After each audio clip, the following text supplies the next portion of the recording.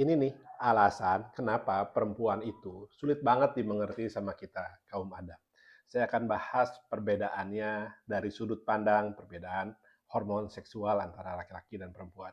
Yang pertama, kalau kita lihat hormon seksual laki-laki itu simple. Hormon seksual laki-laki itu hanya ada satu, yaitu apa? Testosteron. Dan testosteron pada laki-laki itu cenderung stagnan dan stabil. Sejak lahir hingga menjelang puber, hormon itu stabil dan saat puber itu akan naik, meningkat. Akan meningkat dan setelah puber pun, itu sampai tua sekalipun hormonnya itu akan stabil. Kecuali kecuali kalau gaya hidup laki-lakinya nggak sehat, seperti makanan yang banyak ultra processed food, jarang olahraga, itu bisa membuat hormon testosteron laki-laki itu justru menurun. Tapi kondisi dasarnya itu hormon testosteron laki-laki itu stabil dan siklusnya harian. Laki-laki itu seperti matahari. Kita lihat matahari terbit di pagi hari, lalu terus sampai memuncak di siang hari dan terbenam di uh, malam hari. Seperti itu pula laki-laki.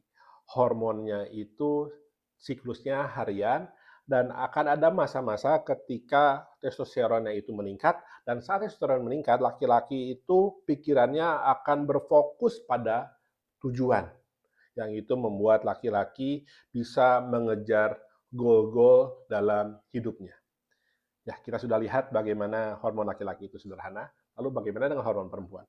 Hormon perempuan, kita dari sekolah sudah belajar bahwa hormon yang menentukan perkembangan seksual perempuan itu ada dua, estrogen dan progesteron. Uniknya, estrogen itu bukan hormon. Estrogen itu tepatnya adalah kelompok hormon. Kita bisa lihat di atas ini ya. Estrogen itu ada apa saja? Kita lihat. Ini ada listnya, dan bukan hanya ini, ada juga tambahan-tambahannya lagi. Silahkan bisa dibaca, ada begitu banyak hormon-hormon yang menentukan perkembangan seksual pada perempuan. Yang ini menunjukkan kita jadi paham kenapa kok perempuan itu rumit, hormonnya sendiri itu rumit. Nah, kita lihat bagaimana hormon perempuan dalam sepanjang usia hidupnya. Kita lihat dari lahir dan di masa anak-anak itu cenderung stabil ya. Menjelang puber itu akan meningkat. Akan meningkat dan kalau kita lihat tadi di hormon laki-laki itu kan cenderung stabil sepanjang usia laki-laki.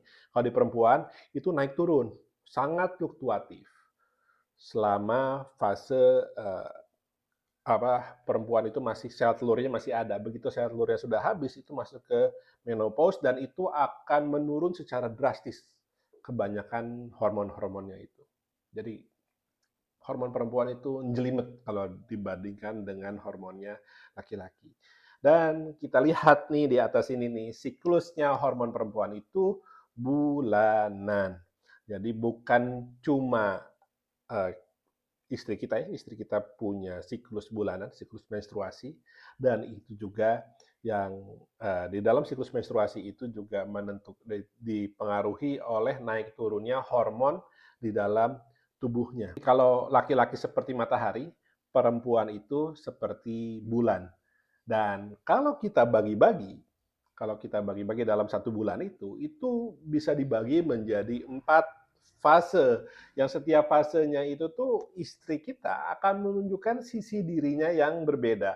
Jadi bisa dibilang, walau kita hanya menikahi seorang perempuan, kita tuh hidup tuh seperti hidup dengan 4 perempuan yang berbeda setiap minggunya. Dan setiap fase itu membutuhkan treatment-treatment yang berbeda.